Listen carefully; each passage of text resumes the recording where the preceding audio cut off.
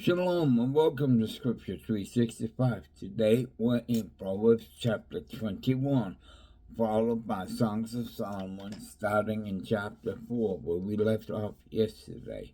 So sit right back and enjoy and be blessed. In Proverbs chapter 21, verse 1. The king's heart is the hand of the Lord, as the river of water. He turneth it whithersoever he will. Every way of a man is right in his own eyes, but the Lord pondereth the hearts. To do justice and judgment is more acceptable to the Lord than sacrifice. And high look and a proud heart, and the blowing of the wicked is sin. 5. The thoughts of the diligent tend only to be plenteousness, but of every one that is hasty only to want. The getting of treasures by a lying tongue is a vanity tossed to and fro of them that seek death. The robbery of the wicked shall destroy them, because they refuse to do judgment. The way of a man is forward and strange, but as for the pure, his work is right. It is better to dwell in the corner of the housetop than with a brawling woman in a white house. 10. The soul of the wicked desireth evil. His neighbor findeth no favor in his eyes. When the scorner is punished, the simple is made wise. And when the wise is instructed, he receiveth knowledge. The righteous man wisely considereth the house of the wicked, but God overthroweth the wicked for their wickedness. Whoso stoppeth his ears at the cry of the poor, he also shall cry himself, but shall not be heard. A gift in secret pacifieth anger, and reward in the bosom of strong wrath. 15. It is joy for the just to do judgment, but destruction shall be to the workers of iniquity. The man that wandereth out of the way of understanding shall remain in the congregation of the dead. He that loveth pleasure shall be a poor man. He that loveth wine and oil shall not be rich. The wicked shall be a ransom for the righteous, and the transgressor for the upright. It is better to dwell in the wilderness than with a contingent and an angry woman. 20. There is treasure to be desired, and all in the dwelling of the wise, but the foolish man spendeth it up. He that followeth after righteousness and mercy findeth life, righteousness and honor. A wise man scaleth the city of the mighty, and chasteneth down the strength of the confidence thereof. Whoso keepeth his mouth and his tongue keepeth his soul from trouble. Proud and haughty scorner is his name, who dealeth in proud wrath. 25. The desire of the slothful killeth him, for his hand refused to labor. He covereth greedily all the day long, but the righteous giveth and spareth not. The sacrifice of the wicked is abomination. How much more when he bringeth it with a wicked mind? A false witness shall perish, but the man that heareth speaketh constantly. A wicked man hardeneth his face, but as for the upright, he directeth his way. 30. There is no wisdom, nor understanding, nor counsel against the Lord. The house is prepared against the day of battle, but safety is of the Lord. This concludes Proverbs chapter 21. Let's go to Songs of Solomon chapter 4, verse 1. Behold, thou art fair, my love. Behold, thou art fair. Thou hast dove's eyes within thy locks.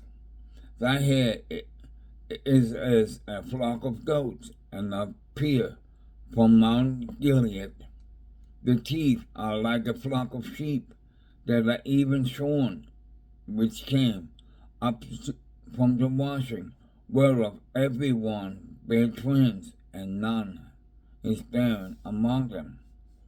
Thy lips are like the thread of scarlet, and thy speech is comely. Thy temples are like a piece of a pomegranate within thy locks. Thy neck is like the tower of David, builded for an armory, whereon they hang 1,000 bucklers of shields of mighty men. 5. Thy two breasts are like two young roes that are twins, which feed among the lilies, until the day break and the shadows flee away. I will get me to the mountain of myrrh, and to the hill of frankincense. Thou art all fair, my love, there is no spot in thee. Come with me from Lebanon, my spouse, with me from Lebanon. Look on the top of Amana, from the top of Shanir, and Hermon, from the lion's den, from the mountains of the leopards.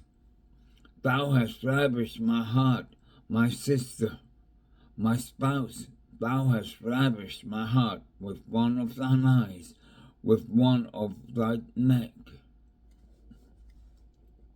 10. How fair is thy love, my sister, my spouse! How much better is thy love than wine, and the smell of thine ointment than all spices. Thy lips, O my spouse, drop as the honeycomb. Honey and milk are under the tongue, and the smell of thy garment is like the smell of Lebanon. A garden enclosed is my sister, my spouse, a spring shut up, a fountain sealed. Thy plants are an orchard of pomegranate with pleasant fruits, campfire with spikenard and saffron, calamus and cinnamon, with all trees of frankincense, myrrh, and aloes, with all chief spices. 15. A fountain of gardens, a well of living waters, and streams from Lebanon. Awake, O north wind, and come thou south, blow upon my garden, that the spices thereof may flow out. Let my beloved come into his garden and eat his pleasant fruit. Chapter 5. I come into the garden, my sister, my spouse. I have gathered my myrrh with my spice. I have eaten my honeycomb with my honey. I have drunk my wine with my milk. Eat, O friends, drink. Yea, drink abundantly, O beloved. I sleep, but my heart waketh. It is the voice of my beloved that knocketh, saying, Open to me, my sister, my love, my dove, my undefiled. For my head is filled with dew, and my locks with the drops of the night. I have put off my coat. How shall I put it on? I have washed my feet. How shall I defile them? My beloved put on his hand by the hole of the door, and my bowels were moved before him. Let me read this again. Verse 4. My beloved put on his hand by the hole of the door, and my bowel were moved for him. 5. I rose up to open to my beloved, and my hands dropped with myrrh, and my fingers with sweet-smelling myrrh upon the hands of the lock. I opened to my beloved, but my beloved had withdrawn himself and was gone. My soul failed when he spake. I sought him, but I could not find him. I called him, but he gave me no answer. The watchmen that went about the city found me. They smote me, they wounded me. The keepers of the walls took away my veil from me. I charge you, O daughter of Jerusalem, if you find my beloved, then ye tell him that I am sick of love. What is thy beloved more than another beloved, O thou fairest among women? What is thy beloved more than another beloved, that thou dost so charge? 10. My beloved is white and ruddy, the chiefest among 10,000. His head is as the most fine gold, his locks are bushy and black as a raven. His eyes are as the eyes of doves by the rivers of water, wasted with milk and fitly set. His cheeks are as the bed of spices, as sweet flowers, his lips like lilies, dropping sweet-smelling myrrh. His hands are as gold, rings set with the pearl. His belly is as bright ivory, overlaid with sapphire. 15. His legs are as pillars of marble, set up sockets of fine gold. A countenance is as Lebanon, excellent is the cedar. His mouth is most sweet, yea, he is altogether lovely. There is my beloved, and this is my friend, O daughter of Jerusalem. Chapter 6. Whither is thy beloved gone, O thou fairest among women? Whither is thy beloved turned aside, that we may seek him with thee? My beloved is gone down into his garden through the beds of spices, to feed in the gardens, and to gather lilies. I am my beloved, and my beloved is mine. He feedeth among the lilies.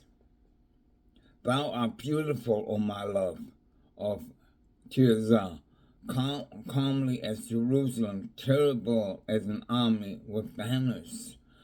5. Turn away thine eyes from me, for they have overcome me.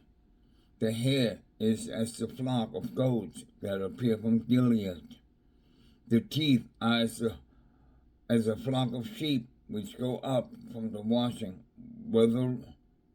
whereof every one beareth twins, and there is not one bearing among them.